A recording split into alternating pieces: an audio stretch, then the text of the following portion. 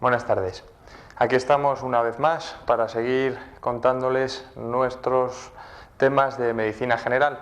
Hoy vamos a seguir un poquito más con el intestino. Vamos a seguir viendo todos los problemas, que no son pocos, que nos da el intestino. Vamos a ver tres cuadros fundamentales. El primero de ellos parte de este problema.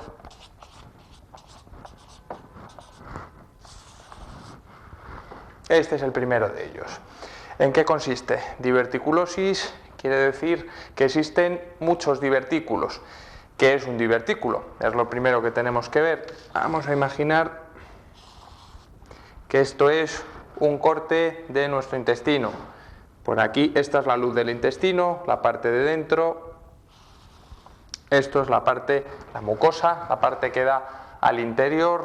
Por aquí viene músculo. ¿Qué es un divertículo? Aquí nos va a llegar, aunque no lo parezca, un vaso sanguíneo. Entonces, en algunas circunstancias, sobre todo cuando la presión de aquí dentro es muy alta, parte de esta mucosa se hernia, es decir, sale hacia afuera. Y si esto es una visión más de lejos, pues se produce una especie de saco hacia afuera, que es lo que se le llama divertículo. Los divertículos aparecen a cualquier nivel del tubo digestivo e incluso en otras partes, pero bueno, vamos a hablar nada más que de los que afectan al intestino. Cuando son múltiples se le denomina diverticulosis. ¿Por qué aparece? Pues ya hemos dicho que por un aumento de presión ahí dentro. ¿Qué causa esto? Pues generalmente son problemas de dieta. Volvemos una vez más a la fibra. La fibra soluciona en gran parte este problema junto con otros muchos. La diverticulosis no lo vamos a llamar enfermedad, puesto que enfermedad casi se considera cuando aparecen complicaciones, que es lo que vamos a ver un poquito más tarde. La diverticulosis es muy frecuente, sobre todo a partir de la tercera a la cuarta década, y en las personas mayores, personas de tercera edad, pues hasta casi un 50% de ellos tiene este problema entre comillas, puesto que ya decimos que no suele dar clínica ninguna. Cuando aparece clínica, pues da más o menos los síntomas que ya veíamos otro día del colon irritable, esas molestias y alteraciones del tránsito. ¿Cómo se diagnostica la diverticulosis? Bueno, pues generalmente en una placa se ve bastante bien, en una radiografía, sobre todo si esa placa se hace con contraste, con bario. ¿Por qué? Porque el bario penetra en los divertículos y se ve todas estas bolsitas, pues se aprecian muy bien. ¿Cuándo da problemas? Cuando de aquí se complica y aparece diverticulitis. Volvemos a tener este sufijo aquí que ya dijimos en una ocasión y volvemos a repetir que significa inflamación. Inflamación que no infección. ¿Por qué aparece esto? Bueno, pues el mecanismo suele ser bastante parecido a cuando se produce una apendicitis. ¿Por qué? Puesto que la anatomía viene a ser más o menos similar, un fondo de saco ciego, ahí se depositan materiales fecales que pueden ir ganando tamaño y llega un momento en que eso por su volumen empieza a distender y compromete la circulación. Cuando afecta a la circulación sanguínea, esto puede necrosarse, la pared puede necrosarse y abrirse, romperse. Y cuando se rompe, pues da problemas, evidentemente. ¿Qué tipo de síntomas da la diverticulitis? Cuando aparece esa inflamación de los divertículos. Bueno, los síntomas que da, el principal de ellos es el dolor. El dolor que puede ser de intensidad muy variable, a veces de intensidad muy grande. ¿Y dónde se localiza? Pues más frecuentemente en la región izquierda. Aparece en el colon descendente y por eso a esto se le suele conocer como la apendicitis izquierda. Evidentemente no es que haya apéndice en el lado izquierdo, en algunos casos lo hay por anomalías anatómicas bastante raritas, pero bueno, lo normal se le llama apendicitis izquierda por eso, porque la clínica es parecida, el mecanismo de producción es parecido y puede dar casi los mismos problemas. Aparecen algunas veces, como ya hemos dicho, rotura de esa pared y puede provocar peritonitis.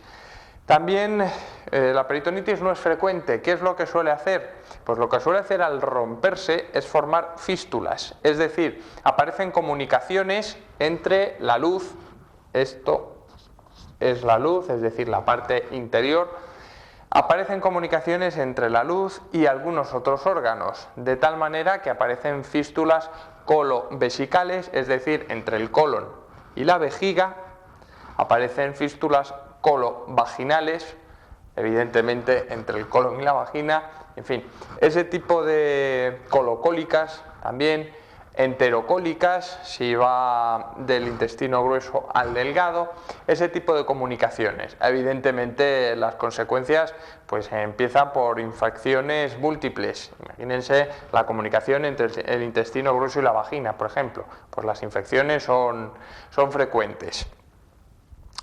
¿Qué hacemos cuando nos aparece una diverticulitis?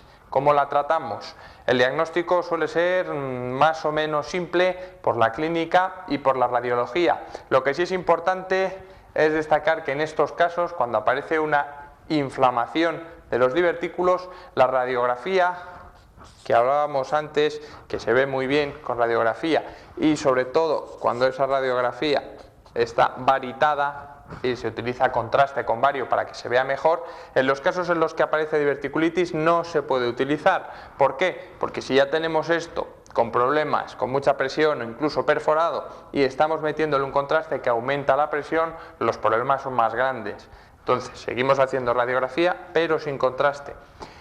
A esto pues seguimos para el diagnóstico con la clínica, y cuando ya sabemos que es una diverticulitis, ¿qué hacemos?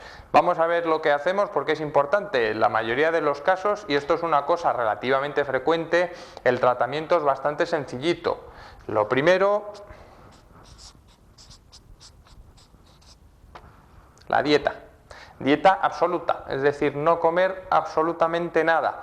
En los casos graves que requieren hospitalización, lo que se hace es rehidratar por vía parenteral a través de una vía, se rehidrata, se vuelven a dar todos los líquidos que aparecen.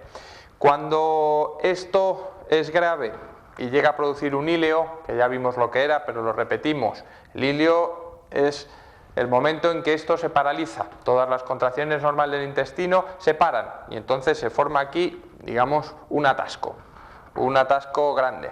En esos casos, si esto se atasca, pues la parte que va justo antes, si este es el sentido y aquí lo atascamos, pues toda la parte de antes se distiende, aparece distensión abdominal. Esto no es distensión, esto es Coca-Cola.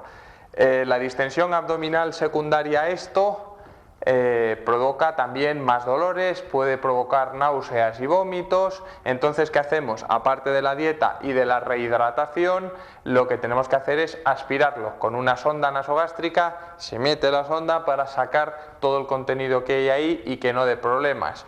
También, bueno, pues medicación en algunos casos, entre otras cosas analgésicos por los dolores que puede producir, y en los casos más graves pues no queda más remedio que la cirugía, solución quirúrgica. Vamos a ver el segundo punto, vamos a ver algo un poquito más frecuente que esto. Nuestro segundo problema de hoy, que es la diarrea. Lo vamos a ver en un sentido más o menos genérico, puesto que diarreas hemos visto ya en alguna ocasión cuando hablamos de gastroenteritis, por ejemplo. Bueno, casi decir lo que es la diarrea nos lo podemos saltar. Bueno, vamos a decir que es aumento de frecuencia, disminución de la consistencia, en fin, todo el mundo sabe lo que es una diarrea. Vamos a diferenciar agudas y crónicas. Agudas, crónicas, las agudas, aquella que duran menos de 2 semanas. Cuidado con esta diferenciación, porque en algunos casos se confunden las crónicas cuando son agudas recidivantes, es decir, una diarrea aguda que tiene un periodo más o menos normal y vuelve a insistir, y otro pequeño periodo y vuelve a insistir. Eso es una diarrea crónica. Que tenga unos pequeños periodos en los que no la hay no quiere decir que no sea crónica. ¿De acuerdo? Seguimos con la diarrea. ¿Qué lo provoca? ¿Por qué aparece la diarrea? Bueno, pues la diarrea aparece por varios mecanismos bastante distintos algunos. Vamos a hablar en primer lugar de lo que se denomina diarrea osmótica. ¿Y por qué aparece? La diarrea osmótica, imaginemos que tenemos aquí una sustancia, ¿de acuerdo? Aquí dentro. Y que es una sustancia densa que lo que hace es requerir agua. Entonces, si esta sustancia requiere mucha agua, agua que pase, nos aparece la diarrea. Esto es diarrea osmótica. ¿Por qué está esa sustancia ahí anormalmente? Bueno, pues esa sustancia puede estar, lo primero, porque no se digiera, que es lo que se llama maldigestión. Si esa sustancia no se puede digerir, llega aquí entera y provoca la diarrea por esto. Puede ser también por malabsorción, es decir, no se puede absorber y por eso tira de agua, ¿de acuerdo? O porque directamente sea una sustancia que habitualmente ni se puede digerir ni se puede absorber, como por ejemplo un laxante. Los laxantes, algunos de ellos funcionan así. Es una sustancia que como no se puede ni digerir ni absorber, pues lo que hace es requerir agua y provocar la diarrea, ¿de acuerdo? Eso en cuanto a diarreas osmóticas. ¿Qué más tenemos? Las secretoras. Y vamos a ver el tercer punto, que es por alteración de la absorción, porque viene más o menos relacionado con esta. ¿Cuáles son las secretoras y las alteraciones de la absorción? Bueno, pues generalmente están implicados en estos tipos las diarreas infecciosas. Las diarreas infecciosas, las diarreas por toxinas y las diarreas por fármacos. Vienen aquí en estos grupos. Y nos queda uno que ya vimos el otro día, que son las alteraciones de la motilidad. ¿Por qué? Porque o bien la motilidad es muy rápida y no da tiempo a que se absorba, o bien porque la motilidad es demasiado lenta y lo que hace es favorecer que crezcan más microorganismos de los que deberían estar ahí, y eso da diarrea por otras causas. O bueno, pues existe otro tipo que son las diarreas hídricas, pero que no las vamos a ver porque es parte de uno y parte de otro.